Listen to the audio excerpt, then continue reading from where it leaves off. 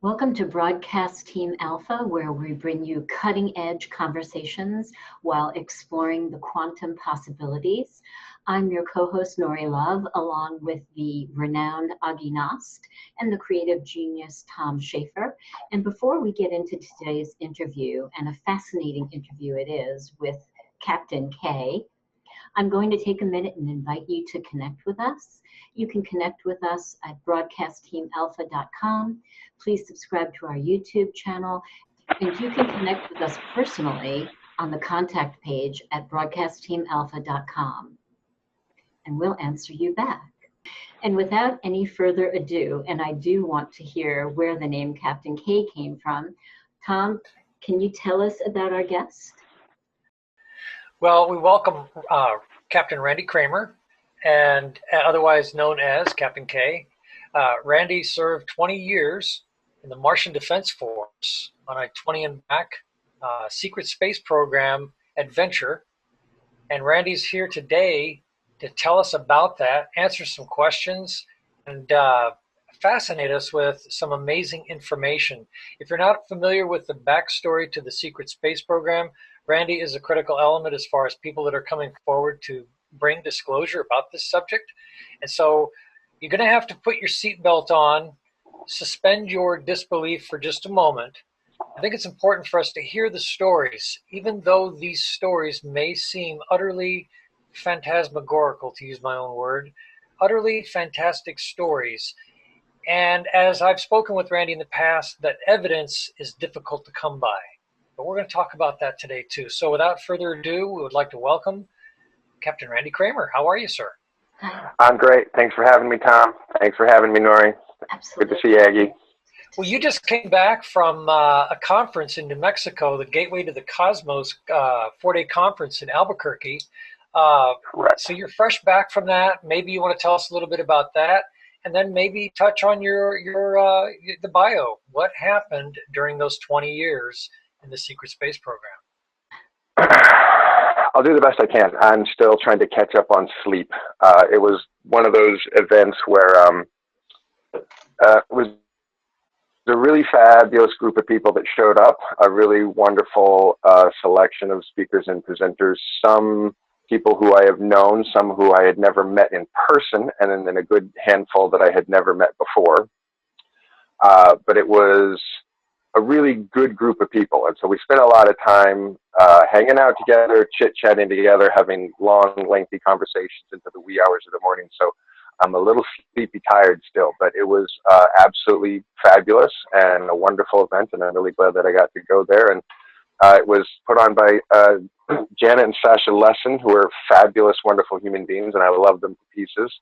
It was the first time they did the conference, so I expect all lessons will be learned. As when you do something the first time, it doesn't always go like you plan, and sometimes there's wrinkles, but it was they did a fabulous job of adapting to those wrinkles, and I'm sure next year will be even more amazing with fewer wrinkles. So it was fabulous.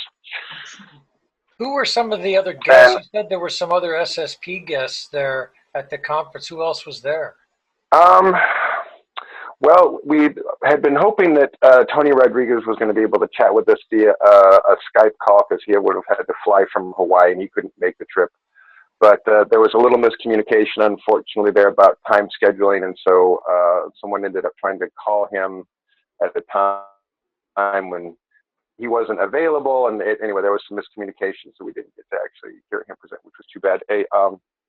A woman who was with the Nachtwaffen, which is the New Schwabenlander's Dark Fleet, as some people may know them by. Her name is Penny Bradley. She was giving a bit of a chit-chat there. She's actually a very wonderful person.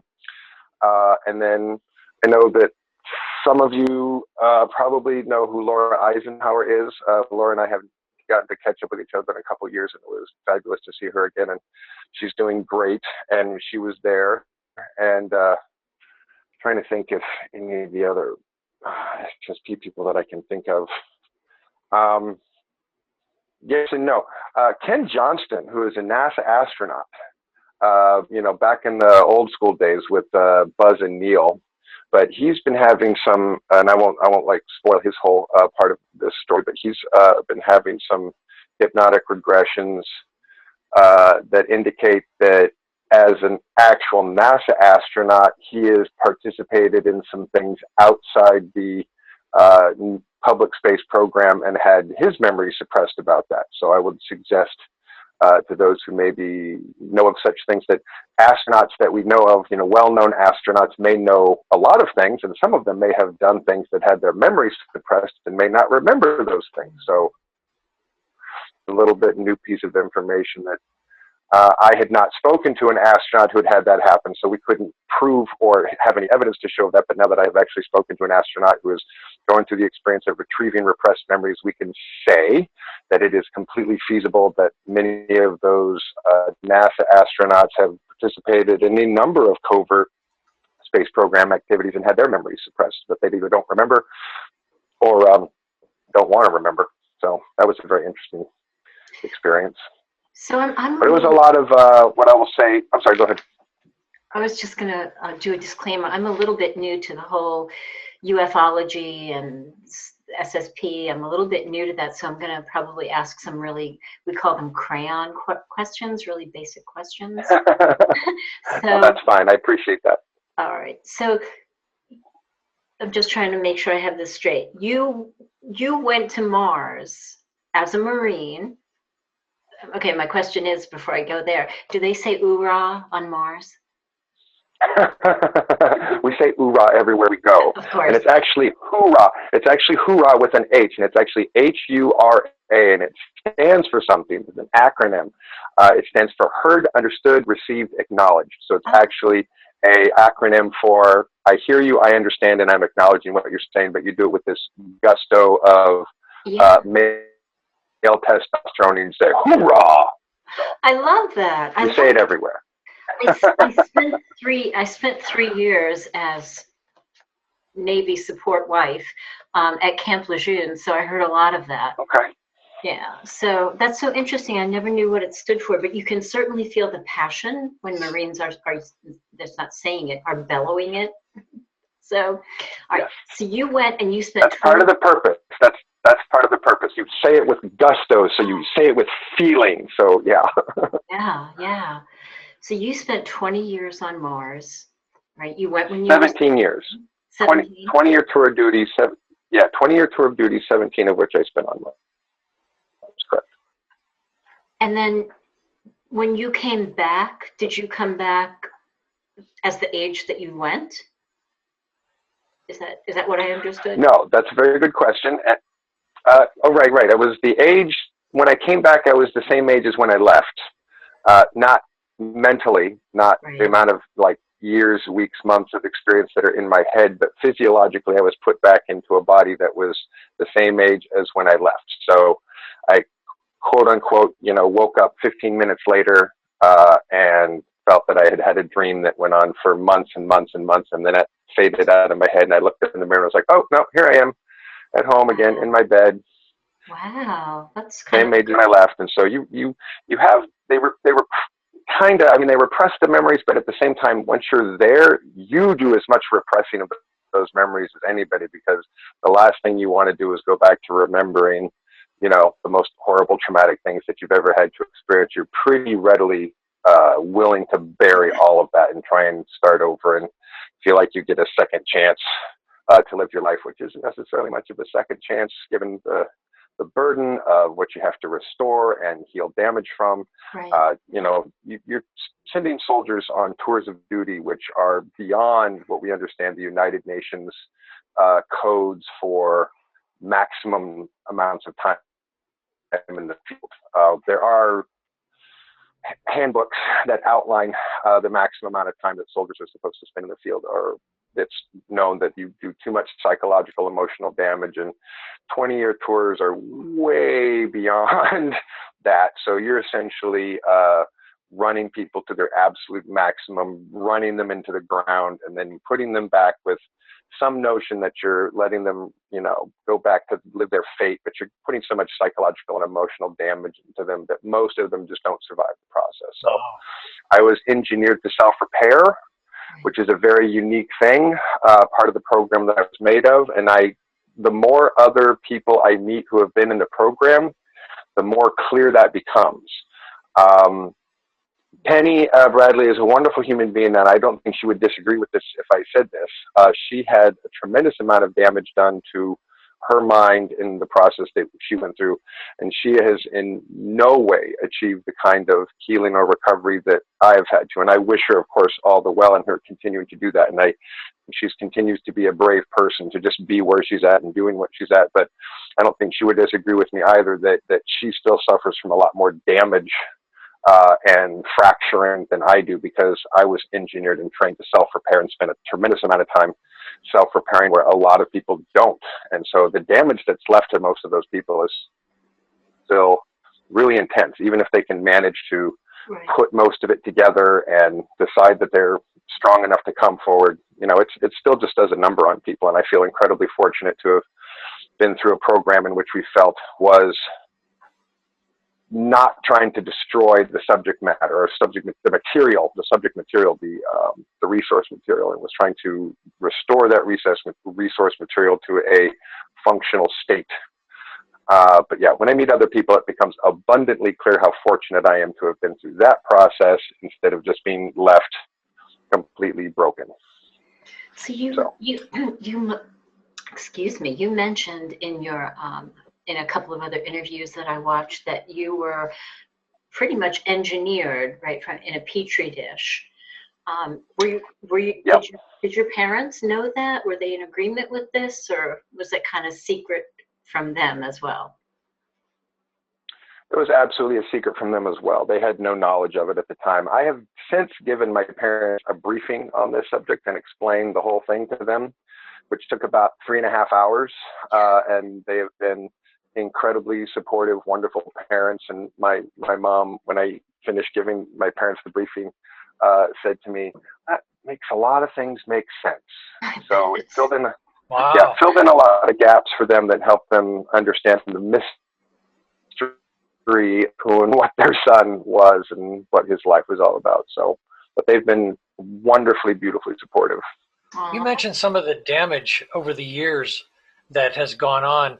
And to the casual listener who's new to this, when you talk about that, what are you, it's secondhand to you, but what is it that maybe give some outline or some pointers on what that damage is? Oh, goodness, right. I guess I'm skipping over some details that I talk about all the time. So sometimes I presume people have heard this, right?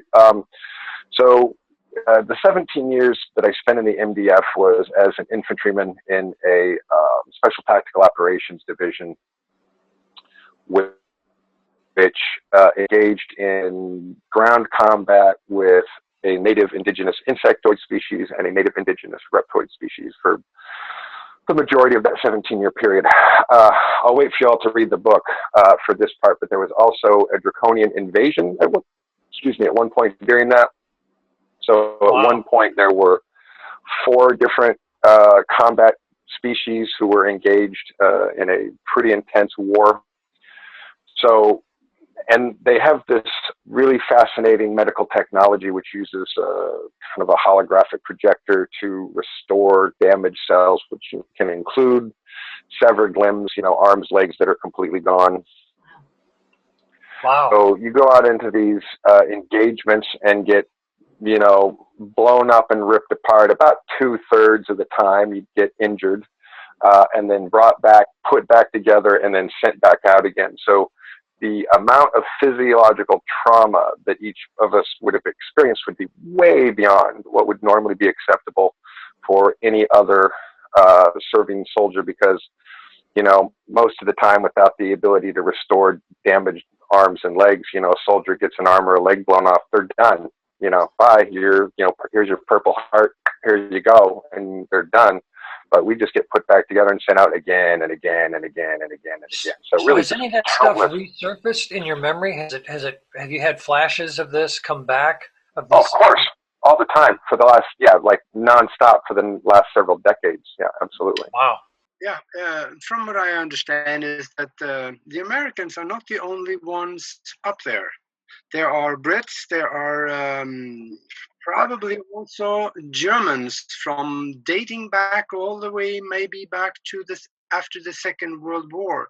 I know there are papers that have surfaced out of German archives that show that the Nazis in 1945 sent a Honeybee 4, possibly a 3, but I believe it was a 4 they sent to Mars, and they lost contact with it and never heard from it again. Have you any knowledge of anything like that, or what are some of the other nations up there that is working together with this? Yeah, absolutely. It would what we would traditionally call the G8 countries, even though Russia's out of the G8 now, they're not out of the Covert Military Space Program Agreement. So, and it was way back before the Russians were the Russians and they were the Soviets when they joined the program. So, but I would say that the majority of those personnel make up like the G8, but that they also take personnel from what would be the larger sort of G20 countries, if people understand what that is. And the Germans / Nazis they're no longer known as the Germans and the Nazis necessarily. They are known as the New Schwabenlanders because of the territory that they carved out in Antarctica that they called New Schwabenland. And then when they evacuated Germany and went to their underground base, Valkyrie 2 and 1 or 2 others there in New Schwabenland, and then continued their space program.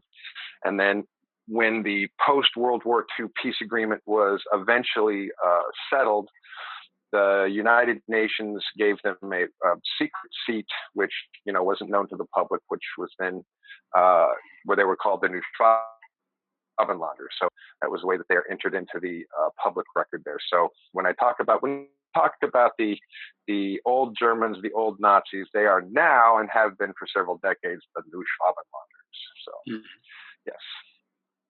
So they're there too. They participate. They participate. They're in the larger program. But to be honest, they're still Nazis, and most people who understand what that really means, Nazis are dicks, and so they're still dicks sometimes. And sometimes we just have to deal with that. And they're still the problem child in the classroom, that's making trouble for everybody else most of the time.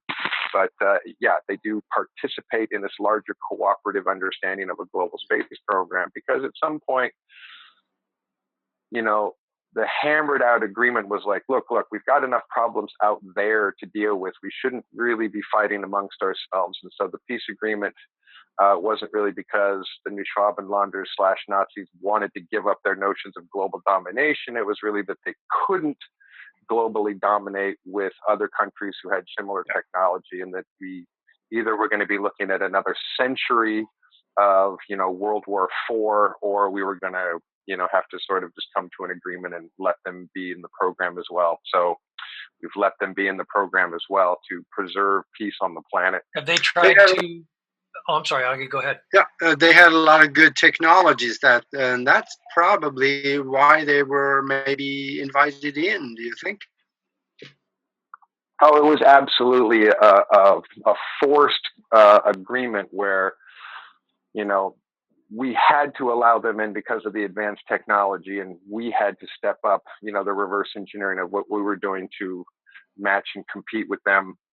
So yeah, I mean, it was a matter of necessity all around. They couldn't dominate the world, and we couldn't keep fighting them. So we had to make a peace agreement and all agree to cooperate, even though we're not cooperating all the time, as it were. But for the most part, and they try to fly all the time. Yeah. They're always flexing their muscles to try and get their way, but everyone else has to that. They usually are. So it's complex and a very muddled conflict that we think of as between sort of the East and the West was not really between the East and the West. The Cold War was between governmental agencies. So we're really spying way more on ourselves and on other agencies to try and for everyone to get whatever reverse engineered terrestrial technology and information that every agency had, because it was a competition for, propulsion systems, particle weapons, genetic engineering technology, all the military applications that anybody could think of were what everyone was competing for. So on each other and anybody else who had that information. So wasn't so much an us versus the situation, or was the Cold War was everybody against everybody. And so we continue to have a situation that's kind of like that, where every agency is competing, but everyone agrees to cooperate because it's in their best interest to cooperate. But that doesn't mean we're all share our lunches at the lunch table and swap, desserts with each other, because we're still, very competitive. So I can only imagine, I've seen, when I worked in a hospital outside of DC, I saw a lot of Vietnam vets who were homeless, and they're sitting there doing the Wall Street Journal crossword puzzle every day because they're brilliant, but they got damaged from the war and from the trauma. So I can only imagine what you may have experienced, because like you said, normally when people would be so injured they would not go back in, you would get regenerated and put back in and put back in. So do you feel like you have some PTSD or? Yeah, just a little bit. A little bit. So I'm laughing only because I'm laughing only because I've experienced some pretty horrific post-traumatic stress disorder. I can only imagine. I have said this more than once: 20-year tour duty, 20-year healing process. And so after about 25 years in the healing process, I started to get kind of nominal, kind of normal, and I use that term very loosely, kind of. So I can function, I can talk to people, I can go outside, I can be in large crowds, I can do all of the things that I couldn't do 20 years ago because I've done the healing work. I've experienced some pretty severe post-traumatic stress disorders, I think, over decades, that's for sure. Wow.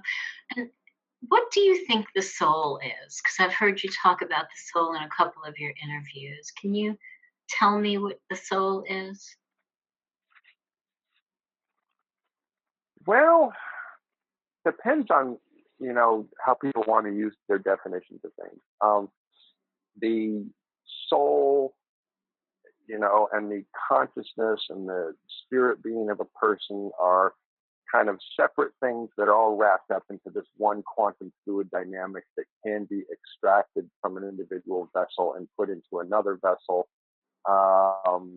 If you have the technology to do so, because it's a quantum fluid dynamic. So on some level, your soul, consciousness, and spirit is made up of this quantum fluid, like water that can be pumped out, drained out, and then put into another vessel. So I don't know a ton about it specifically, other than to say that it is this both metaphysically energetic thing that is its primary existence is this metaphysical energetic thing, but at the same time it exists within our reality in this third dimensional frequency as a quantum fluid dynamic that can be extracted and put into another vessel, and will if you have the technology to do that. Or in some cases, you could evolve your own personal understanding of your technology as a human being to move that fluid from one vessel to another at your own will, but that's a whole other story. Wow. So I imagine not only on the physical body, but you're doing healing on the soul aspect of you. Would that be? Oh yeah, I spent decades of my life where I did almost nothing but that in order to just, make myself functional again. Wow. And I was certainly suffering from a number of damage dysfunctions, that were causing my life to be absolutely miserable. So, and I just knew that I had to feel the dysfunctions in order to not be miserable. Yeah. I mean, how do you come back? How do you come back from that? I mean, seriously. I mean, you go through this, right? You go through this experience that you have to like bend your brain to even begin to wrap your brain around it. And then boom, you come back on Earth. I mean, I don't even know how people who are not as strong as you or engineered like you, can really do that successfully. It's amazing. I get a lot of emails from people who are struggling with that very question, and are a lot of people who have been through the program who have no desire to do interviews, go public, get a website, write a book. They just want normal lives. I get emails from those people all the time. Wow. And so and that's again just the tip of the iceberg, because you got to think for every person that sends an email that's reaching out, there's at least 10 people who aren't sending out an email and reaching out. Exactly. So it's pretty intense for a lot of people. And I do my best to give people the advice that I know has worked and that I understand is the only way to get out of that pit, to spiral back up to a place of healing and well-being. And really, the answer to how you do that is one step at a time. There just isn't any other way to do that journey. There's no way to leap out of that hole. There's no way to have someone drop you a ladder so you can climb out faster. It just becomes a process that you have to do one step at a time, and you won't do it all. And it's difficult. It's very difficult. And I encourage people who to undertake that, to understand that it has to be the most important thing that they do in their life. They have to absolutely put it as the number one priority of all other priorities in their life, that they're going to fix and repair what they need to fix and repair and heal themselves, or they won't. That's just really the way it works. It either becomes the number one thing that you focus on and you do every day until you get functional again, or it's just not going to happen. So it's very difficult. And how confusing might that be, right? If you're dropped back into your life, and here you have a wife and friends and a church congregation that doesn't get you. They don't get what you're saying. And suddenly you look like you're going rogue, right? Because you have to repair yourself. Yeah. How does that work? It's a little maddening. Yeah. I spent a number of years going back and forth questioning my sanity on a regular basis. And it, probably the thing that, well, I guess there are a lot of steps in there, but one of the things that really got me past that hump more than anything is I had a very dear friend of mine who was a psychiatrist, actually, who passed away from Lou Gehrig's disease a number of years ago. But before he was really physically ill, we used to have a cup of coffee once a week, and was just a fabulous human being. And after we'd known each other for a while, and we were having a weekly coffee conversation, and I was able to speak up to saying, I think I might have some repressed memories from something that's very, very traumatic, and I'm trying to sort it out. And the way he and I talked about it initially, I think he, my saying that, he was like, oh, that happens. And he was probably thinking some childhood abuse or childhood trauma. And so kind of talked to me about it in that sense. But the first thing he did, though, was, because I said, well, sometimes I'm just not sure whether I'm crazy or not. And he said, well, let's sort that out. And he pulled out the DSM-4, which is the Diagnostic and Statistics Manual number 4, which has all the psychological and psychiatric conditions in it. And it's broken down into major and minor symptoms. And you have to have usually 2 of the qualifying major symptoms plus 4 or 5 of the minor symptoms to qualify for that condition. And so we went through the whole thing, and looking at schizophrenia and, psychotic disorders, bipolar disorder, schizoaffective disorder, all of that, and going down the list of symptoms. And it was like, every once in a while it would be a yes, but it was a lot of no, until we got to, the listing for post-traumatic stress disorder.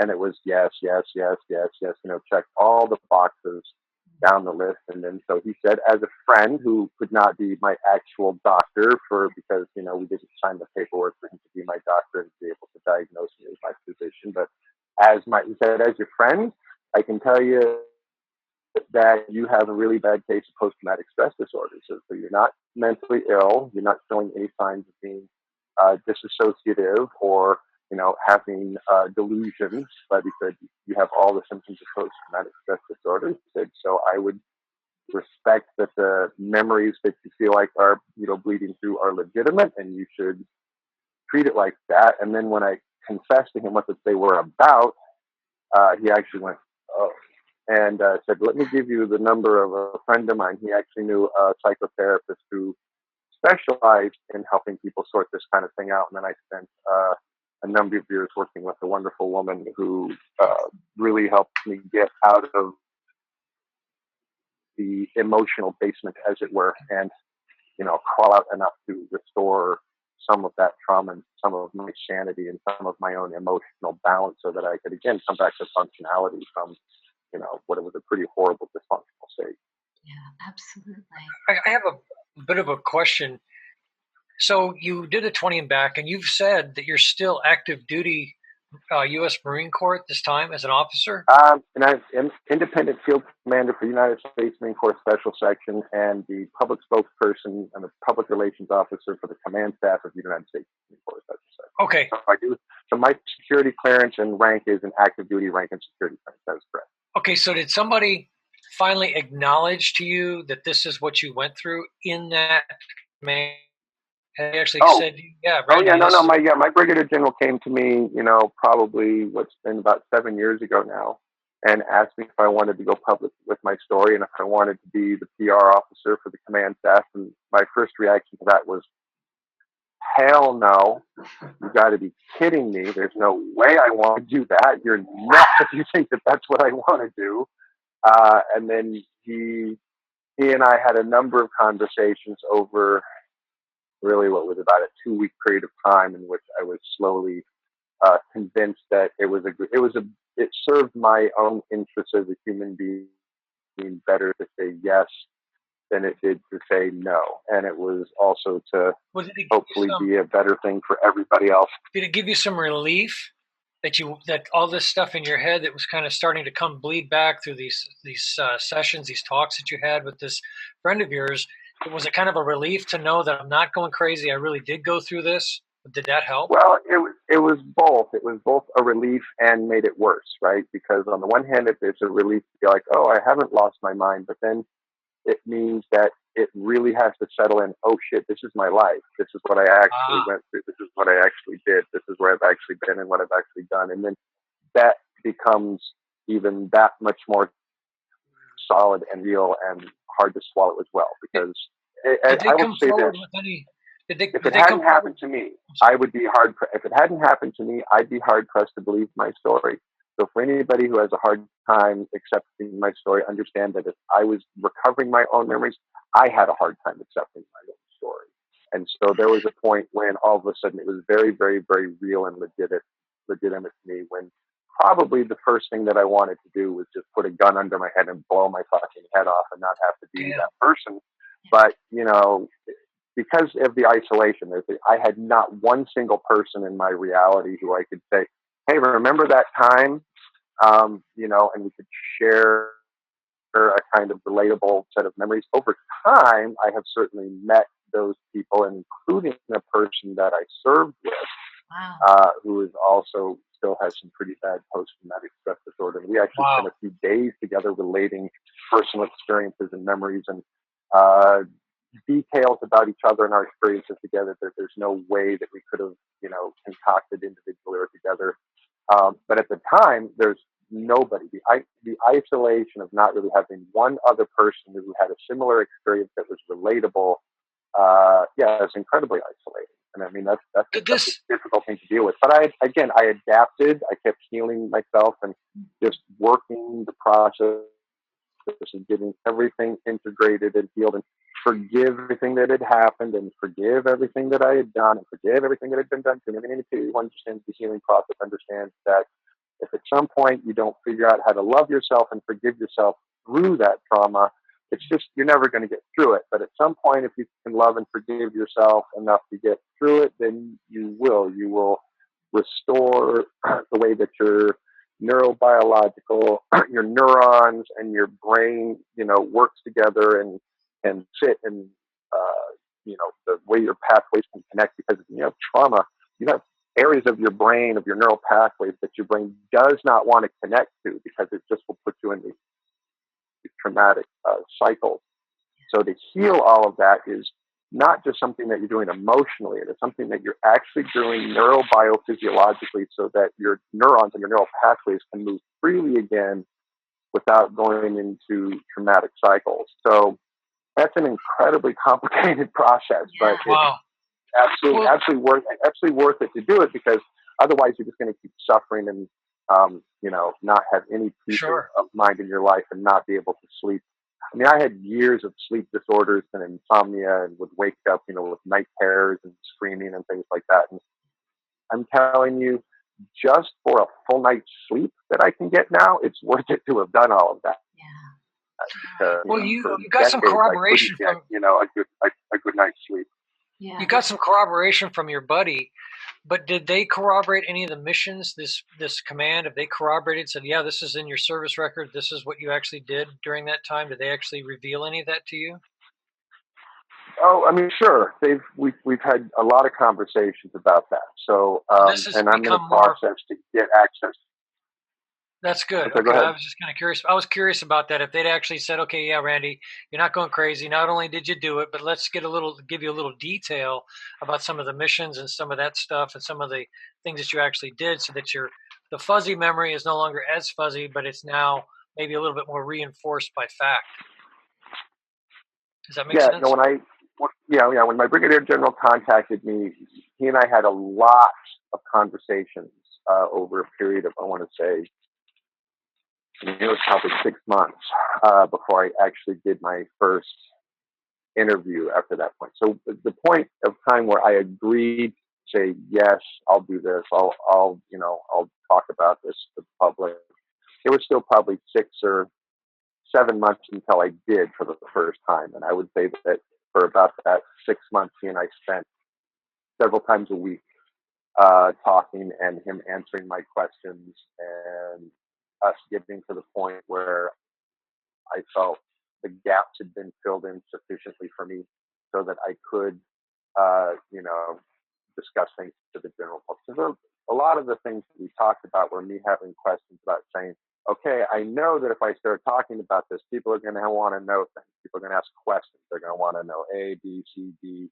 And so any of those questions that I didn't feel that I had solid answers for, he and I had, talked about, so that he could help me fill in any gaps that I hadn't completely filled in at that point, so that I could answer those questions. And it was quite a process. But yeah, he and I discussed that a lot before I actually went public. But I had also, through my own memory retrieval process, I'd say got to, better than 90% of total recall by that point anyway. So I remembered everything on my own at that point mostly. So I just needed someone else to absolutely nod their head and go, that's exactly what happened. And it helped. Yeah. Seriously. After listening to what you have gone through, I'm wondering, what kind of carrot did they hang in front of you to get you to volunteer to do something like this? And I'm sure you did not come back with a pension, did you? No. I was supposed to. But that is one of the issues that we think is one of the problems, which is that these personnel are given promises, contractual promises, not just, a handshake promise, but, promises that are written and that the people who gave us those contracts are contractually obligated to meet, which includes pensions and, medical coverage and so forth, which you don't get for the most part. And so there is a process to get access to those records, and which will probably end in a settlement at some point. But there was none of that. So the carrot was that I was certainly experiencing what I would call some mental distress and mental suffering that comes from these suppression technologies that really are trying to keep recovered personnel from completely recovering. There's this sort of desire to keep all of those people down if you can, because you don't want them all running around and doing things and saying things. So I was basically told 3 things, that I could have, that would stop. That was the first thing. He said, I promise that we can, if you agree to this and you say yes, that I can convince everybody else that we can back off, that we can get that all to back off, and we can defend your personal, mental, and emotional in psionic space a bit. You can have, one, all of that will stop. 2, you'll get a security clearance upgrade that is equal to my Brigadier General security clearance. And 3, that I would get weekly briefings from him, and I could ask any question that I wanted, and that he would give me the answer. So that was enticing enough after some conversation. And I said, all right, I can agree with that. That sounds like that's worth it. Because those things will eventually lead to the processes that get me to settlement agreements and some other things taken care of, so that not having a pension doesn't hurt a sting as bad. What are psionics? Am I saying it correctly? Psyonix? Yeah, sure. Psi is from the Greek letter, which is also what we understand to be a suffix that means mind, and onyx is another suffix that means waves. So it is your mind waves. So it is the projection of mental energy. All thought and emotion produces psionic outputs. So yeah, that's the thing. Sometimes people use that other word that we don't like to use because it's not a scientific word, and we kind of consider it a dirty word, but some of the people use that word. What's the other word? Psychic? What is it? The other, that's the one. That's the one that I don't use. I didn't say That's a dirty word to us. Oh darn! Okay. It's a dirty word. It has baggage. It's really the thing is it's a word that has baggage. It's really whatever people want to use is acceptable, but it's a word that has baggage, and we understand that it's a laws of physics that are governed by physical and mathematical laws, and so we prefer psionics as a scientific term to describe it. But people can use whatever term they want. But yeah, we consider that other PS word to be the dirty word because it has baggage with people, who read palms on sidewalks and that aren't necessarily demonstrating any real abilities, and sometimes just taking your $20 to tell you that you're going to get a new job, go on a trip, and meet someone every single time that you get a quote-unquote psychic reading from somebody. Yeah. But I know plenty of people who use the term, and that's fine. But we would love to change the lexicon. We would love to get everybody to stop using that word and use the word psionic whenever possible. You mentioned earlier something we went through pretty quick, and I wanted to kind of double back on it before we go further. And that was you talked about the soul being, like you kind of described it as a liquid or something that can, in essence, an essence that can be moved from body to body. And you kind of went through that really quick. And I don't know if people are really, maybe there are people that are new to a lot of what you've gone through and all of this SSP stuff. This sounds utterly phantasmagorical again, because there was a TV show that came out a couple of years ago that talked about kind of this essence where you could, they had an ET technology that could be remove your conscience from a defective body and drop you into another. They called it being re-sleeved. So I don't know if people, this is to find out that this is an actuality. Maybe kind of go into that a little bit more. What is that? Do you know enough about that process that you could talk about that a little bit? How consciousness is removed from the body? I don't, unfortunately. It's not a process of which I really understand the engineering very well at all. It's certainly something that I've never been conscious for the procedure whenever it was happening to me. So I can't tell you what the room looked like or what the equipment looked like. Other than to say that, as it's been explained to me, that they use something called a quantum vacuum pump, which is able to extract that quantum fluid from your body into a vessel, which is prepared and has an electrostatic sort of field around it to hold the quantum fluid dynamic in the vessel before they put it into another organic body, whether it's the same organic body that you have, like a clone body, or whether it's into a completely other living thing, which they can also do. So wow. They can do it either way. They can pull your conscious soul, spiritual fluid out of your body, put it into a vessel, extract the soul, spirit consciousness of an extraterrestrial being, put it in a container, and then swap consciousnesses in different bodies, and that ET consciousness could go in your body, and they could put your consciousness in the ET body either temporarily or permanently if they wanted to. Wow. So, yeah, but I don't know enough about it in any kind of a specific or engineering way to give any more details than that, other than that it's been explained to me as to be very complicated how it actually operates. And so I'm smart, but not smart enough to spend my life trying to understand soul science. Well, you were talking, but apparently it's one of the most complicated things that we do. So however the process is. Well, I imagine this has helped to contribute. Knowing this has helped to contribute to some of this. What is life? What is my life? Who am I? What's it all about? Who's God? All of these kind of questions. When people can manipulate that soul consciousness like that, as if it's just another scientific procedure, it probably shatters a lot of belief systems and structures in your head.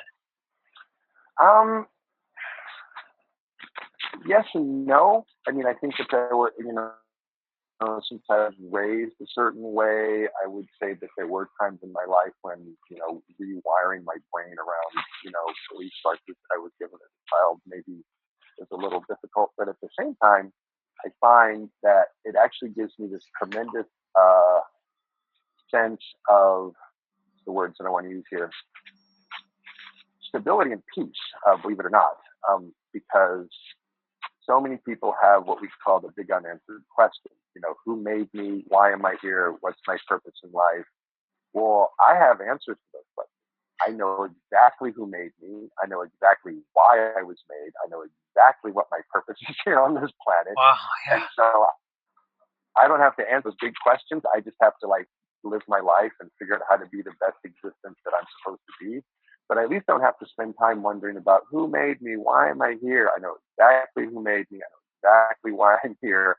And those questions are answered for me. And that actually is something that in some of those maybe weirder, darkest moments that I can just remind myself, no, wait a minute. You don't have the big question marks. You know who you are. You know where you've been. You know what you've done. You know who made you. You know why you're here. Now get back to work. That's what I tell myself most of the time when I am having my own difficulties with it. I just remind myself, go down the list of reminding myself what I actually know in this process, then tell myself, okay, quit worrying about it and just get back to work. So in relation to that, do you practice like a faith or some sort of spiritual practice? I have a complex metaphysical practice of mind, body, consciousness, energy exercises, metaphysical meditation exercises. I teach a class on Psyonix, which is mostly broken down into fundamentals. And so I practice, essentially what I also teach, which is out of the United States Marine Corps Special Section Psyonix Manual, as well as one or two other systems that have either come to understand work very well for me in my life, or that I continue to experiment with the psionic operating systems.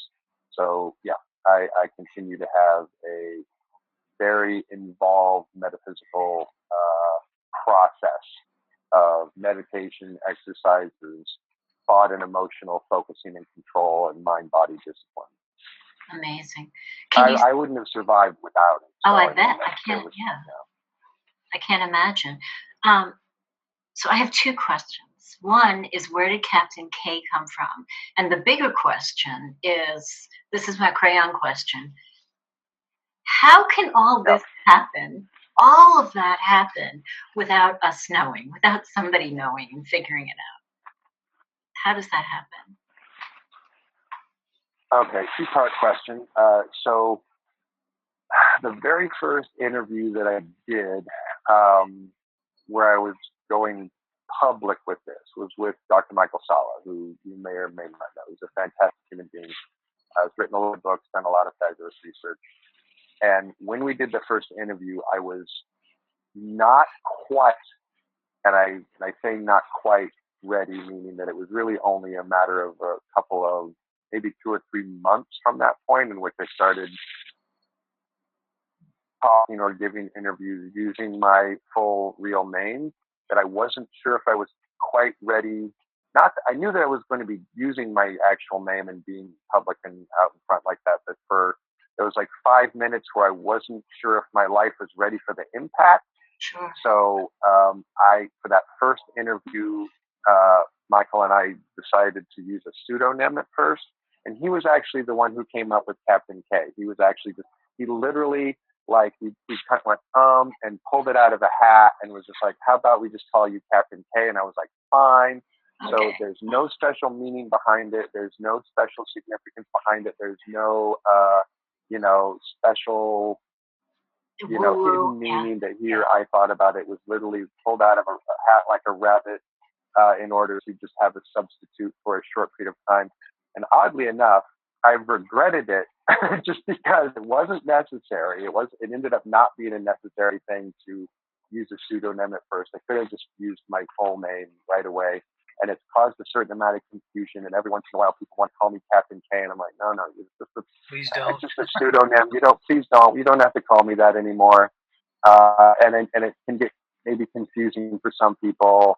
But at the same time, as someone that I met at this conference just like we, who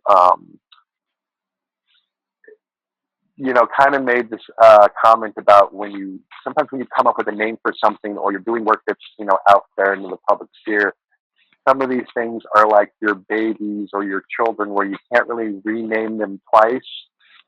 So like you use the name, you said something, you put it out there, and you just stuck with it, whether you want to be or not.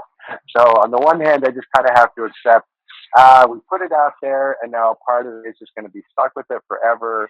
But at the same time, there was no necessarily real significance to it. He just pulled it out of the hat. Okay. There you go. But then I started using my full name after that, not too long after that. But yeah, okay. That's that story. So if we play this recording backwards, we won't get a secret meaning. Reverse speech is a fascinating science, and so who knows what you might get out of this conversation if you reversed everybody's speeches and pulled out of it. I can connect you with my friend who does reverse speeches, and you can have her, take this and put it backwards, and not just get what I say, but get what you say and what Tom says and what everybody says in reverse speech, and see what our subconsciouses are all saying to each other. Wow, that might be a little scary. That's a thing. So. Wow, I was joking. It's actually really fascinating. No, it's really fascinating, actually. And she's actually done a lot of reverse speeches of people who it's been, a deeply revealing thing to see what some of their true intentions are based on reverse speeches. And she had been doing everybody else's reverse speeches but mine, and was coming up with all this stuff. And it was kind of coming up with a lot of information that, let's just say, a good number of people were not being on their best 100, their best 100% truthfulness, maybe because of that. It was starting to show through in these reverse speeches, to the point that I demanded to her. It's like, no, I am demanding that you do my reverse speeches now, because I want to make sure that I'm not off track anywhere. Wow. And because I understand that a reverse speech is your subconscious talking to yourself. And it's not like some secret hidden message that you're trying to keep from yourself. It's actually the way in which your subconscious is trying to tell you the truth about something that you might not be willing to tell yourself or tell somebody else forwards. And it turns out that there's this really complicated way in which the waves are formed before you even say them, and then how you say them and how they're reflected back to yourself and reabsorbed to your own brain, and how people pick up those vibrations as waveforms without even the words being contextual, and how people can actually set up forwards and backwards. Anyway, it's a fascinating process. I'll connect you later if you want to. That is fascinating. But to answer your second question, my pleasure.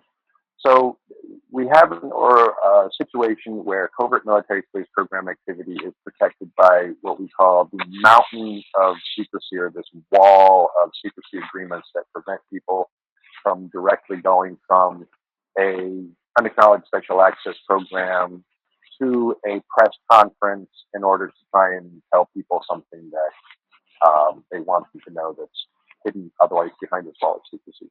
So because of that relationship, my brigadier general is legally bound. He cannot go down to the press club and say, I want to give a press conference, because he is obligated through these secrecy agreements to not do that. Because of my position as having been released from those agreements, and then under United States Marine Corps Special Section Special Code of Conduct Article 21 to be activated as an independent SEAL commander, I don't have to answer to that same secrecy agreement. In fact, I have a higher mandate, a higher priority, which is survival and preservation of the executive, legislative, judicial, and known governmental, functional legal governmental apparatuses. We know it. So it turns out that we consider to be secrecy to be a greater threat than telling the truth. So I can actually tell the truth because we consider it a higher priority for survival of everything as we know it, or other than keeping the secrets. And we consider that it's just more important to get the truth out there than to keep the secrets about it. But they are still beholden as members of an active unacknowledged special access program. They can exchange, we can exchange information. They can provide information to me, and I can tell people things. But again, my brigadier general can't just go down to the press club and give a press conference because of the agreements that he's beholden to. But we can have this relationship where I get to do that because of my special status as an infant SEAL commander. So I guess. So essentially, we understand that it's something that has to happen. We have to get to this disclosure experience, and someone has to tell everybody something. And so there was a selection process of a short list of officers that got whittled down to me, and I got the short end of the stick, as it were. So I get to do this job. Maybe. So you're kind of right on time, right? Aren't you? For what's taking place in the world with things unfolding, more disclosure coming. It seems like it's fortuitous for us to have you speaking on this. Yeah, it seems to be about the right timing for that. Yeah, there definitely seems to be some things happening where having a background of what's really going on is very helpful to some people, and I would for just getting closer and closer to the inevitable disclosure moment, whatever that's going to be. There's still discussion about how that's going to go down and what that's going to be, and whether it's going to be a releasable experience, or whether there's going to be some chaos in that experience, or whether it's going to be through the theatrical events of a Hope alien invasion, which I see still very likely is happening, but not necessarily as a bad thing, believe it or not. So, but however we're going to get through that, we're close. We're closer to it now than we were, 5 or 10 years ago. That's for sure. Some people would say we're weeks or months away. Some people would say we're a few years away at the most, again, on how it all goes down. So yeah, we're getting really close. What would you say to people? Let's just say that there's a big chaotic event. It might not be the real event, right? It might be a staged event, but it may seem real, or there may be loss of life. What do you say to people to help them prepare for that, or to get through that?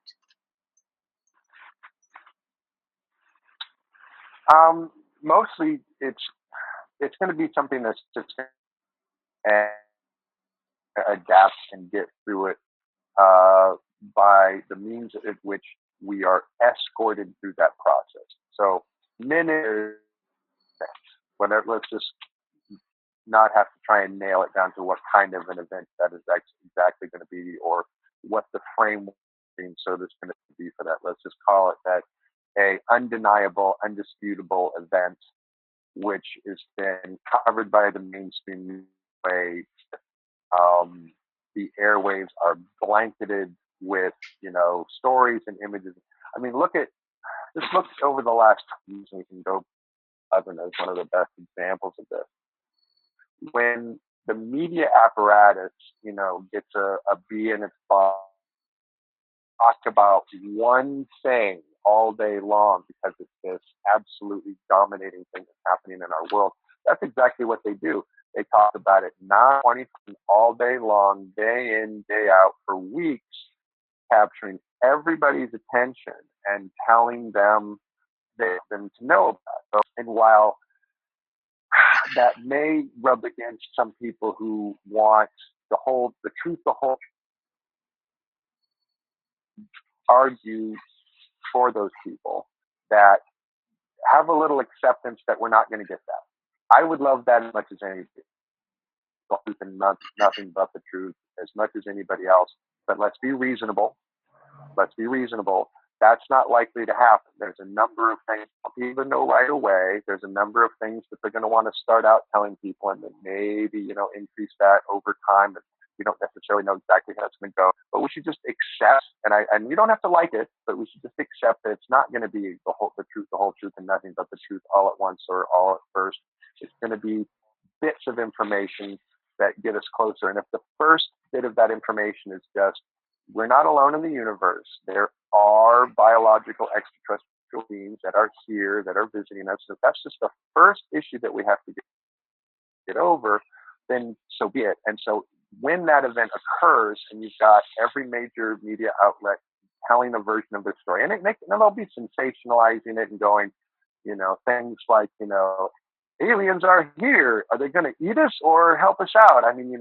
Because the media loves to be sensational. It wants people to watch. It wants people to pay attention. And so it's going to wave their flags in whatever way that get people to turn on the screen or watching their phones and not turning it off so that they're completely absorbed in the process. What we understand through the studies that we've done is that in about 10 to 14 days of that, 85% of the population will have adapted, which means that you'll have about 85% of the population who will no longer be, oh my God, there's aliens. They'll just be, aliens, I knew it all along. Or, oh no, after all this other crazy stuff, it's aliens too. But they'll be in a place of acceptance. They won't be hiding under the kitchen table, anymore with a butcher knife in their hand, waiting to not be eaten. They will have in some way, shape, or form have adapted to it and accept that that's just the reality that we're in. So really, 10 to 14 days after the first moment of this event, you're going to have a major adaptation process where the largest majority of the population will have accepted the new reality and the new paradigm, that we're now in a place where we're cohabitating the galaxy with other members of the biological universe that we share it with, officially, not just unofficially, and that we're not alone in the universe. That's going to be the most important thing. And then what happens after that will be whatever timing and whatever process it's going to be, and we're all just going to get to go along in that process. And hopefully, based on all of the people who are currently working on technological projects that are kind of outside of the mainstream, will start to get wind in their sails that they need and some publicity that they need, and people will start opening doors for manufacturing and so forth to just move the process along. And if it's a violent event or a quote unquote hoax invasion, well, then that creates a immediate life-threatening need to do certain things. And so we can justify manufacturing, advanced aircraft and advanced weaponry to fight off, the alien invaders. We can justify a whole bunch of things based on absolute necessity and need because of that paradigm of being attacked by something from, outer space. And that will be able to justify just a lot of things happening very quickly. So where those of us who have been paying attention to this for as long as we have know that there's this heel dragging where they've just been dragging their heels and dragging their heels and dragging their heels for decades, and it feels like forever. But once that sort of glass ceiling on that breaks, a lot of things can happen very quickly based on necessity, just absolute necessity. Randy, so I would suggest that we're close to that. Whatever it is, we're close to it. Thank you. Do you feel like you're part of that initial process, that they're actually using you for this pre-disclosure disclosure? Absolutely. I have said more than once that while I appreciate speaking to the general public, that's not really who I'm talking to. So mostly my message is for government personnel, military personnel, emergency services personnel, medical personnel who might need to understand how to adapt to the situation in an emergency, and what they're going to need to know about those things, and hopefully make it very clear that when something happens, that people are more than welcome to contact me and ask me what they should do about that, and I will give them the best answer that I can according to our protocols, what would be the healthiest and safest thing for them to be able to do in their job.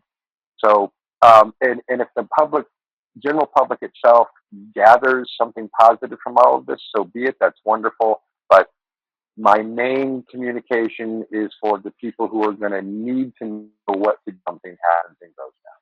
Yeah, absolutely. Well, there's been some controversy recently. Richard Dolan has come out against SSP. He's been kind of harsh on folks like yourself and the question of the evidence, that kind of thing. But at the same time, I find that he's not able to reconcile alien abductee. Like, he's able to accept that, but then he's having issue accepting what you're going through. And in some cases, a lot of the folks in the SSP program were part of my labs. There were military abductions as youth. So they were abductees in their own right, pulled into these programs. Another question I have for you is, there is a discussion about a huge human slave trade. Do you have any information about that? There were fees that were taken for that? Sure. Another two-part question. I'll answer in two parts. So for anybody who knows Richard, or if Richard's ever listening, I would like him to understand that I love him to pieces.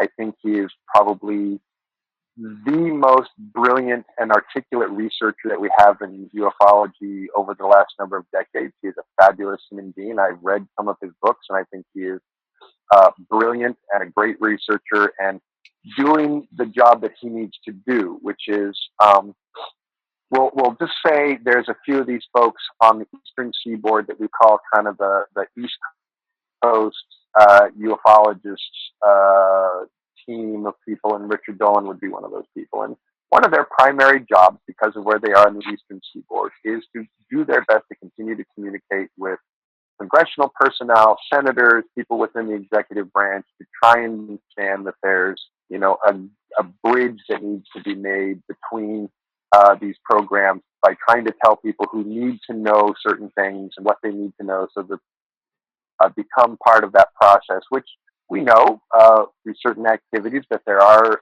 Congress members and senators who have taken action behind closed doors to try and get us closer and closer to that, and gather more information for their own purposes, so that they can take that.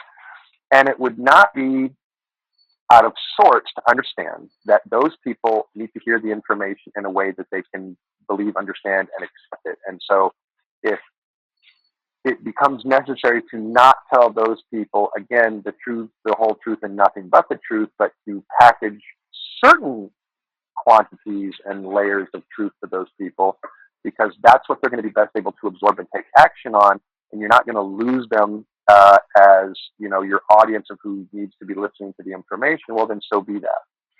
So I think that people like Richard Dolan and Stephen Bassett are doing the job that they're supposed to be doing by doing that.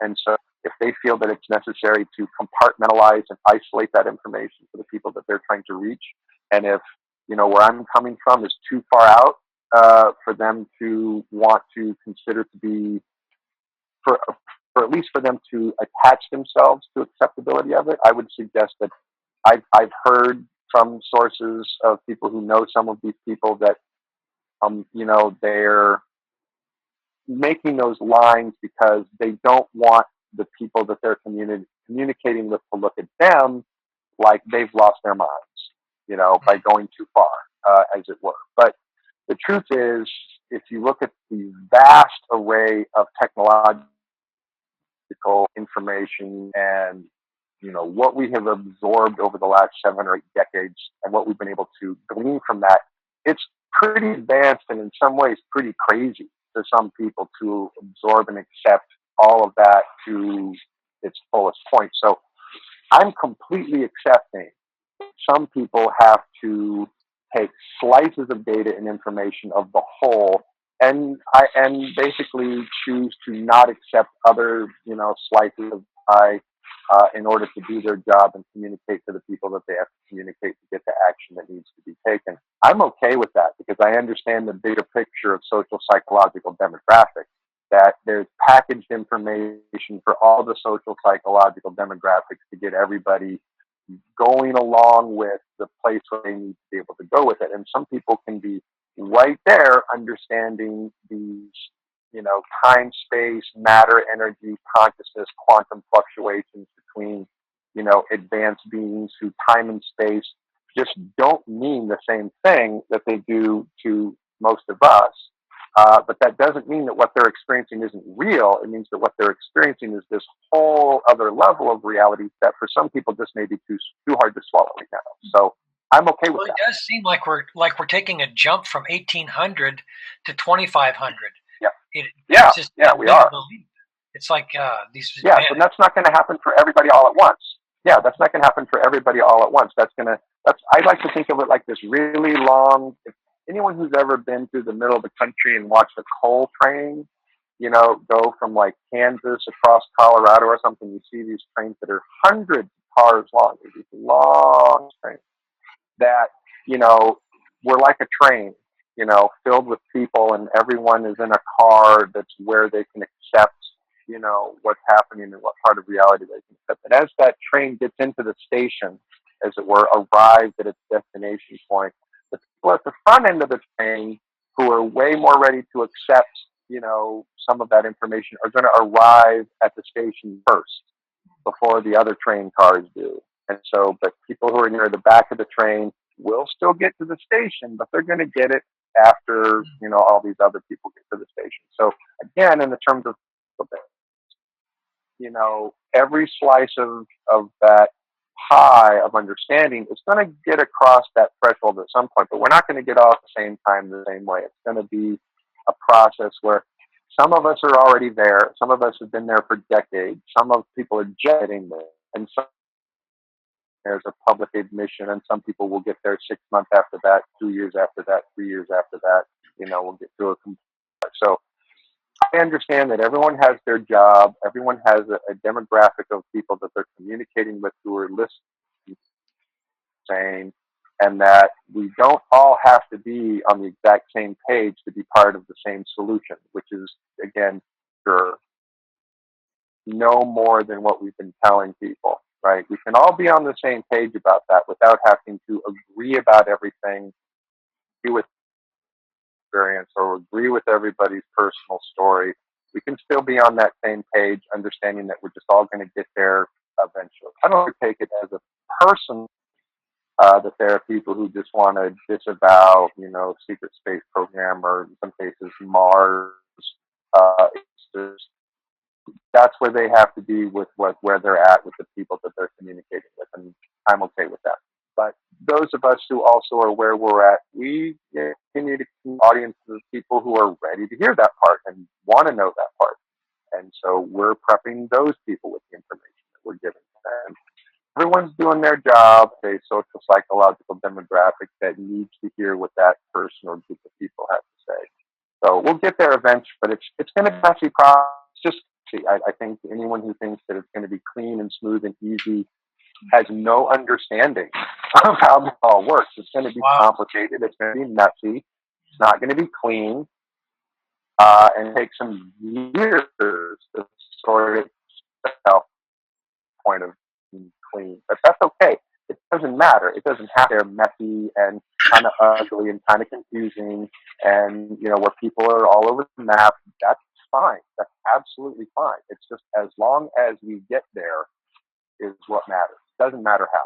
Doesn't matter how. Just I guess the fantasy of a big announcement on CNN that it's all just going to be wrapped in a bow, that's a bit of a misnomer. It's a bit of a fantasy to think that it's going to go like that. Even if you have a hoax invasion or a fleet that, a diplomatic fleet that lands, on the White House lawn, as it were, in that scenario, it's still not going to be wrapped up in a bow. It's going to be complicated. You're still going to have other news agencies reporting on this different ways. Because, just look at the way that the major networks report on a story now. They're not all telling the same story. They're telling they're giving their own spin of that story from the perspective that media organization has taken it upon itself to exist within that slice of pie, that social psychological demographic pie. So, you're still going to have ABC's version and NBC's version and MSNBC's version and Fox News's version of those events, which aren't going to all agree. They're going to be spinning that information towards their audience, but I would suggest that it's still going to be acclimating everybody to an end result in which we all just live, in a post-disclosure environment instead of a pre-disclosure environment. But it's not going to be it's not going to be wrapped up in a nice little bow where everyone's reading off the same bullet points. It's going to be messy. It's going to be ugly, and there's going to be lots of variations of people explaining variations of belief on what they think is happening in order to get the group of people who are listening to them to get through that process. So some people will give a more positive message, and some people will give a more, terrifying message, and some people will give a more, right-wing message, left-wing message, center of middle message.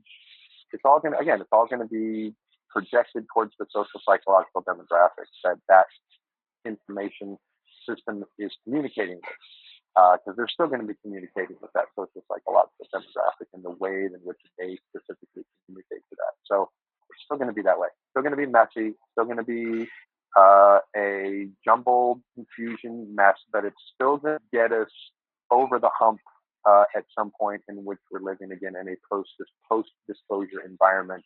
And at least everyone will be able to agree upon that. And that we won't be all agreeing exactly how that's supposed to go right away at all, but we will at least be in agreement that that's where we're at. And there will be lots of differences, and it will be a fun, adventurous process in which there will be heated discussions and heated arguments between people. And you'll get the same pundits now having the same arguments from different points of view that we have now. They just will be talking about, extraterrestrial life and the implications of extraterrestrial life and extraterrestrial consciousness and extraterrestrial technology, and our future as a real thing instead of just something that's, isolated to the fringe environments. So it's going to be fun, but it's going to be messy, and it's going to be confusing, and it's going to be chaotic, but we'll get there. That's just the way it's going to happen. Going to be very interesting. Yeah. Let me try to take it just a little bit. Exactly. Thank you. Yeah. Just like life. Yeah, very interesting. Let me take it in a little different direction. Mars seems like it's a place with a lot of conflict, and mostly humanoid created conflict, but I've also seen animals out there. Some of them are really nasty looking animals, and especially the one that looks like a huge bear. Can you speak to this a little bit? You've probably seen some of those and maybe had conflicts with some of those. Well, most of what I would say the larger, more threatening animal life exists towards the equatorial or towards the southern polar region. The northern polar region turns out to be a lot colder. And so we were up farther north, and most of the biological life out in nature was small. So small little ground burrowing birds, ground burrowing mammals, small lizards, mostly things that were very tiny. But I have certainly seen images and heard stories from people who have been farther south on some much bigger things. So another way to look at that is if, you had never been to planet Earth, and all of a sudden you were visiting planet Earth for the first time, and you got dropped off in Alaska, and most of what you experience there is going to be deer and moose and bunny rabbits and things like that. And there's some bears up there, but most of the life is going to be something that's not necessarily just going to want to eat you. Whereas if all of a sudden you drop down, on the Serengeti, where lions and hyenas and hippopotamuses, things with there's a lot more dangerous animal life that just might bite you in half or drag you off because that's where you're at. That's a very different biological natural environment, and Mars is the same way. So you have places which are not as dangerous as some other places based on just where it is located geographically on the planet. There is a so there are some interesting life forms that are very threatening in the natural biology, and some that you're not. But you're also going to run into intelligent indigenous species wherever you go that are more likely to be the thing that you have some territorial or social conflict with, because it's the intelligent species that are, tend to bat at one another and fight with one another. Did you ever run into any of the short humanoids, actually kind of look like us, but they're just about a foot or so tall? I have not. I have heard about the people who have run into them, but I have personally not experienced those species. But I've talked to people who have. Uh-huh. So it sounds to me like Gary McKinnon in 2001, when he hacked into the NASA computer and found the ship-to-ship transfers and the spacecrafts, and he was onto something. What he told us was probably real. Yeah, no, absolutely. I would say that as near as we can understand, he was, extracting some accurate information there. I mean, they certainly wouldn't have tried to try him for stealing secrets if the information he didn't steal was real. So, yeah. And did you ever get any information on our moon? Can you say anything about the huge cavern inside of that, or did you ever get to the moon at all? I've been there, and my understanding is that it's an artificial structure that was dragged here some hundreds of thousands of years ago.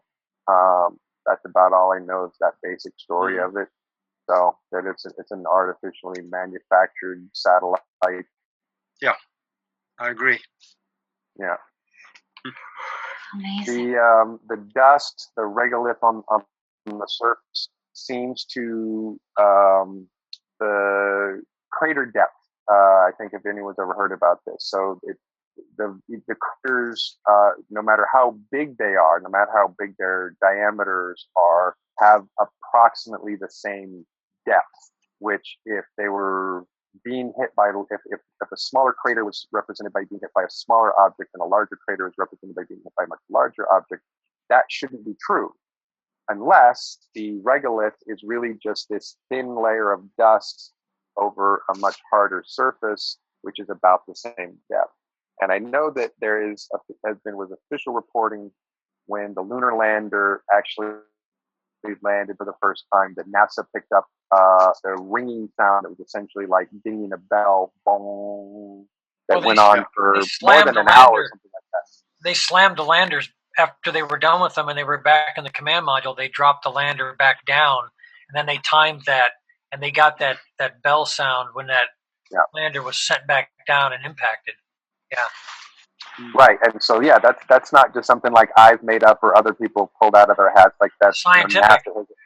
NASA has admitted, that that's happened. That's part of the data that we collected on that experience. So, yeah, and it wouldn't ring like a bell if it wasn't, partially hollow. Yeah, it had to be hollow. Amazing. You mentioned some of the spacecraft when we last talked, and this to me it was utterly fascinating. You mentioned something about the implants that the pilots had to wear and some of the speeds of the spacecraft. Maybe you could kind of retell a little bit about that. Well, for the fighter craft that we had to fly when I was a pilot, so I spent my first 17 years as an infantryman, and then I got a promotion and I got to go to flight school and I got an officer's commission, which was wonderful as far as I'm concerned. It was my childhood experience to be a pilot. So getting the opportunity to fly the most advanced spacecraft in the solar system was kind of a dream come true. I'll just have to say that about that. So we got to fly these really advanced fighters, which sometimes are referred to as a dart craft because they're not like a saucer-shaped craft. They tend to be pointy shaped, or the vehicles that we flew were sort of conical shaped with the points in the front and a teardrop kind of shape towards the back. And they go really fast. So in open space, they can do about a maximum speed of about 80,000 miles an hour. And when you're going that fast, your sensors do not have the ability to see what's ahead of you and report that information back to you fast enough at certain distances. You can see what's, close to you within a certain range, especially if you're in a dogfight or something like that. But if you're just zipping along, in a straight line at 70 or 80,000 miles an hour, you can't see what's in front of you fast enough to get out of the way of it. So you have a natural organic temporal sensor in your brain that helps you understand your relationship to time space, to time itself. And so an implant that piggybacks onto your temporal sensor has the ability to give you the ability to see what's happening in front of you by about 5 seconds, which is really all you need. So that if you see through your temporal sense that you're about to collide with something, then you can just, easily move left or right and not collide with that thing because you've got a few seconds of future vision telling you that if that's going to happen, which again is pretty rare that would happen because most of what you're going to collide with or run into are going to be very, very small objects which will hit the slip shield off around the vehicle and slide away. But something big enough that your scopes aren't going to pick up quickly enough or right away, but that as you come, close to it, if you can't get out of the way and you hit it, it's going to hurt very, very bad. But you got about 5 seconds of being able to see into the future so that you can avoid colliding with things like that. Those super high speeds. What can you talk about? Maybe some of the practical stuff. I understand there are suits that you would wear that super suits. Is that stuff lore, or is that some factual data about these super suits that absorb waste? You don't have to worry about elimination or anything like that. It just absorbs the waste out of you. Are you familiar with any of those stories? Well, the body armor that we used to have, the heavy body armor that we had, didn't exactly work like that. It was hydraulically powered body armor, so you can jump higher, run faster, pick up heavy objects, heavier objects with them. But they didn't really have like a full, waste recycler system. Mostly they worked on a system that gave us a cocktail, and that drug cocktail pretty much, let's just say, it plugged up your system. So, there was not really a need to evacuate for hours and hours and hours and hours, at a time when you would be wearing it. But there, were certain limits, and, I'm not saying you couldn't poop your suit because it could happen, but, you're mostly just prepared for the eventuality of that in the same way that astronauts are. There's an underbody garment, but under that, you're wearing a grown-up adult diaper just in case, you have to poop or pee. But there probably are some more advanced suits for space travel that they might have for like that, but nothing that we use. So, but there was still kind of a super suit that, again, it's hydraulically powered, so you get some jumps out of it and some extra lifting capability out of it. It's bulletproof or, bullet resistant, I should say, projectile resistant, and an environment suit so that you could breathe in hostile environments or, be surrounded by hostile gases or vapors and not be harmed by them. We didn't get to talk about it last time, but you mentioned on your website these med beds. Can you talk about that a little bit? Sure. The holobed, which is a holographic generating cellular cellular regeneration assistance device, uses a projected hologram of your cellular structure using a computer program that can take your DNA and create a holographic model of it. And then that holographic model is projected over damaged cells and uses something called dominant harmonic frequency resonance to restore those cells to biological perfection. Or in the case of having a damaged limb or a severed limb, as it were, your body normally gets to the end of the stub and the cells go, nope, we're done, we can't grow anymore, there's nothing here. But the holographic projection actually fools the nuclei of your cells to thinking that they can just keep replicating down the line, and that there are more cells adjacent to them, even though it's holographic projections, and it will grow right back down to your fingertips, to your toes, and restore the limb. So that is a technology that my chief engineer and I have discussed the problem solving of the components that need to be done to make a civilian version of that and be able to bring that technology to the civilian world. So we have worked a lot of that out on paper. We're ready at this point to receive the funding to make that happen. It's going to require some teams of engineers, hardware lab, software lab, a manufacturing lab. So it's a pretty penny to get that work done. But we absolutely have looked at the problems on paper and feel incredibly confident that given time, resources, and engineers that will solve those problems and be able to bring that technology to the civilian world.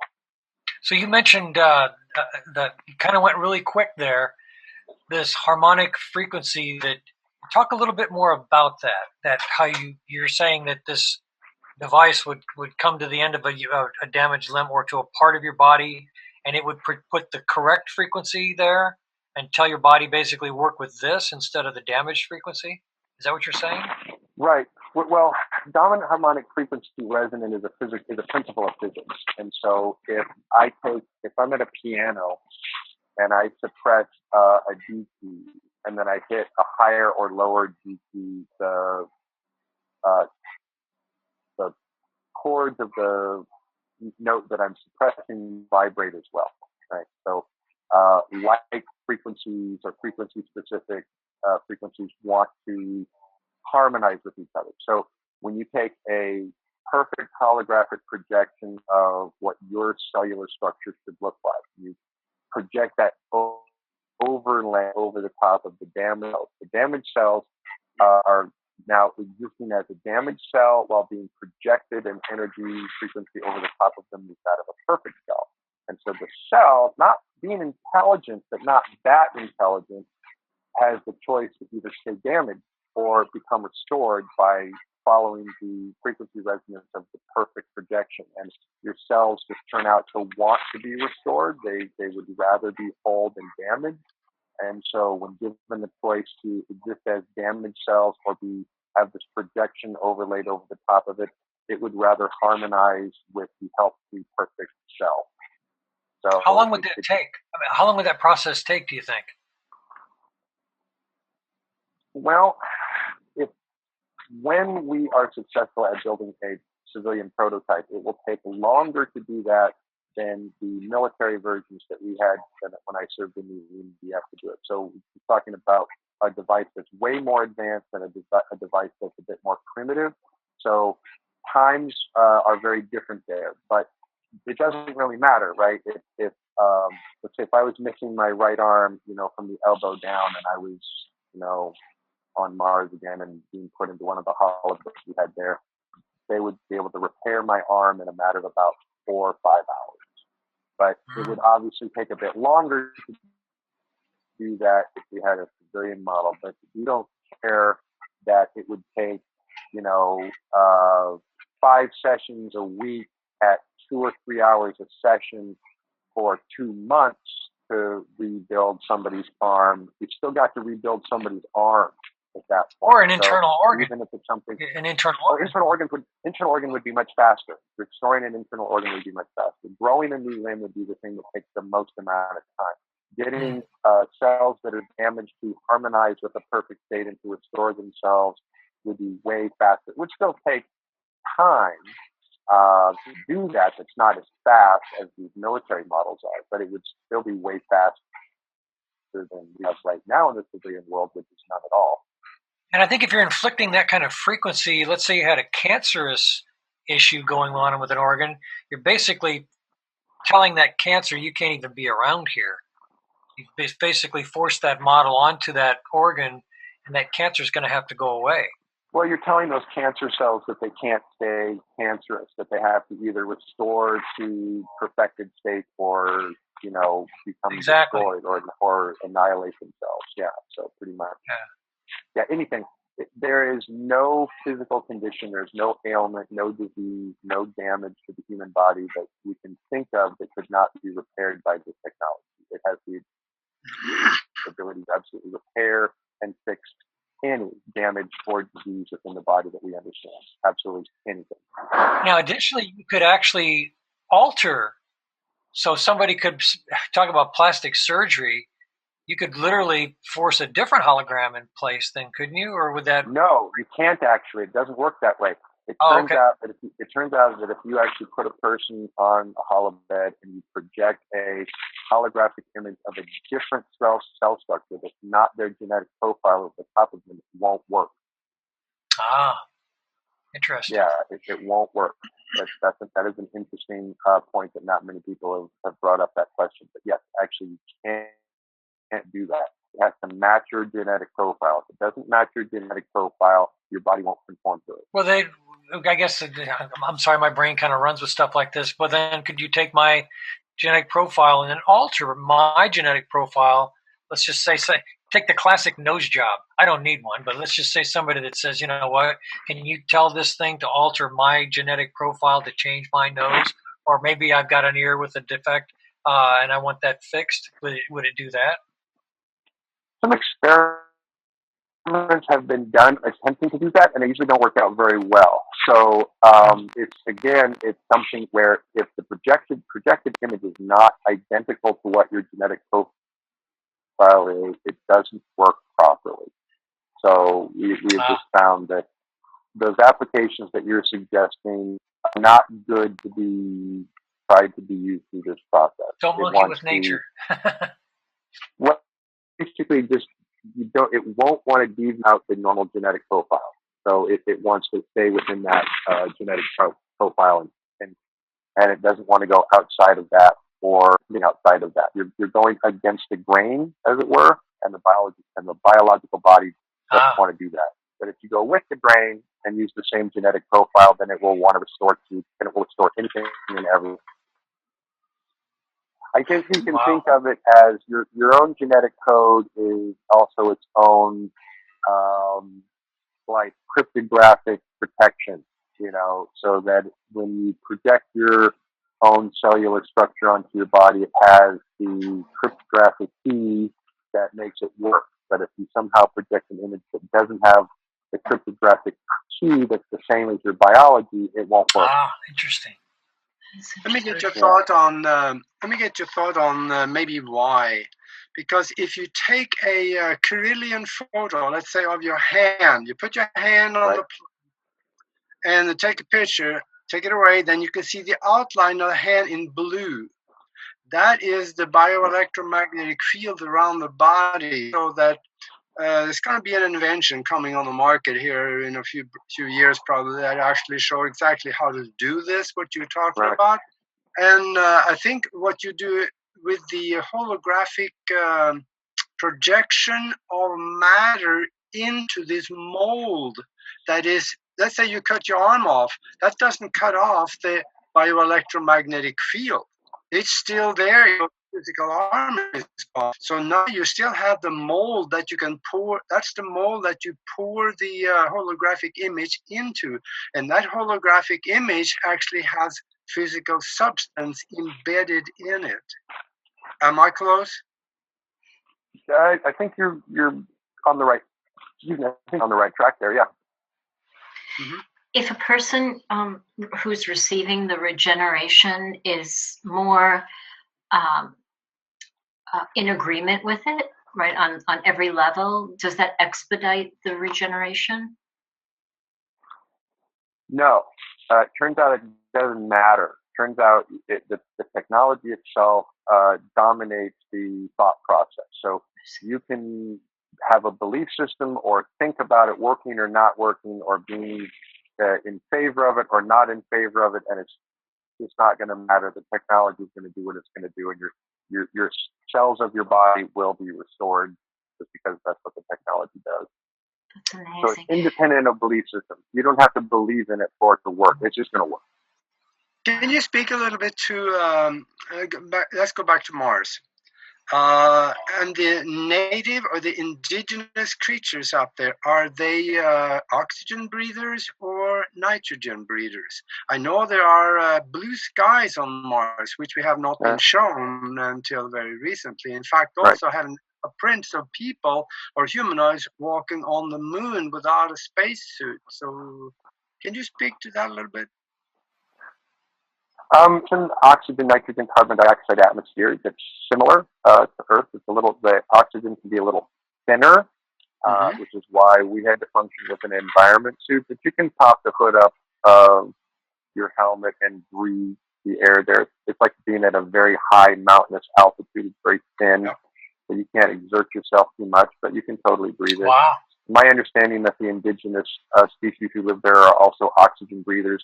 And interestingly enough, you have a large percentage of biological life forms that we know of and that we interact with who are oxygen breathers. Now, there are other species who do breathe other combinations of gases that are different than that. But for whatever reason, that there's a lot of oxygen breathing species who can't necessarily just come down and hang out with us for gravity reasons or other things that are in the environment, but oxygen as a basic ingredient for biological life turned out to be a lot more common than some people might think.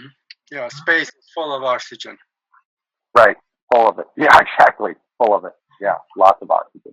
Yeah, so and water. Right. You mentioned that you teach a Psyonix class. Is that what I heard? Yes.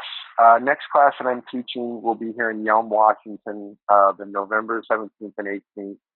And anyone who wants to take that class should send me an email via my website at earthcitizenconsulting.org, and then we'll be happy to get registered for that class. But it's teaching a Psyonix class, which is again me teaching out of the United States Marine Corps Special Section Psyonix Manual. It's a 2-day class, 2 long days, but just 2 days. We kind of crammed it down into.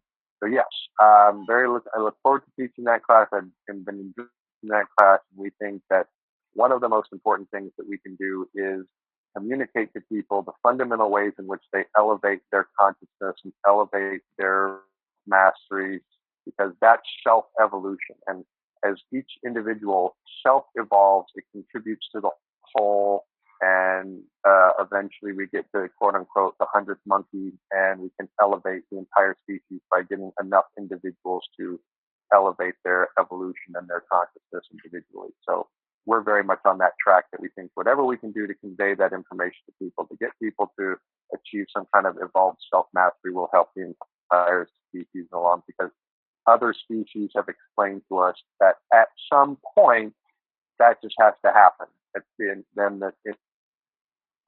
Other species, at some point, it just had to happen for them. And they went through a similar process where they just kept teaching people until they had evolved their sense of personal consciousness and changed their own DNA to mentally, emotionally, and spiritual.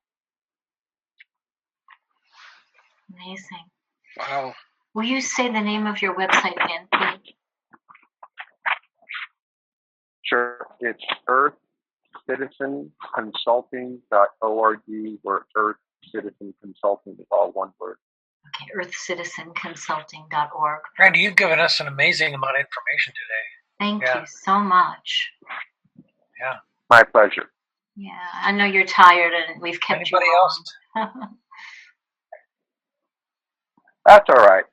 It's been a good time. It's been great chatting with you. It's been awesome. Thank you so much. You guys have anything else you want to ask? Well, I want to thank you, Randy, because you have an openness and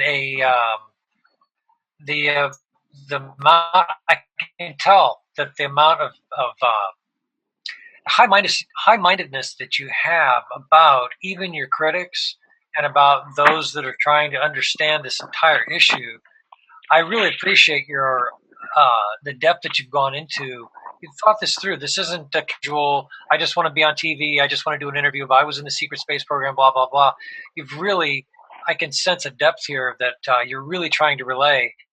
And really, there's a transparency here that I really appreciate. So I want to thank you for that. That's great. Thank you. My brigadier and I have been talking and discussing in deep on the best way in which to do our job, which is to communicate the necessary information to people, to communicate information to the large community, to get everyone to cooperate towards, an end of disclosure instead of being competitive or isolationist. And I won't mention names, but most of us know who I'm talking about people who want to isolate themselves and consider that they're under one tent and everyone else is with them because somehow they can control the narrative or own certain aspects of this narrative or this large picture.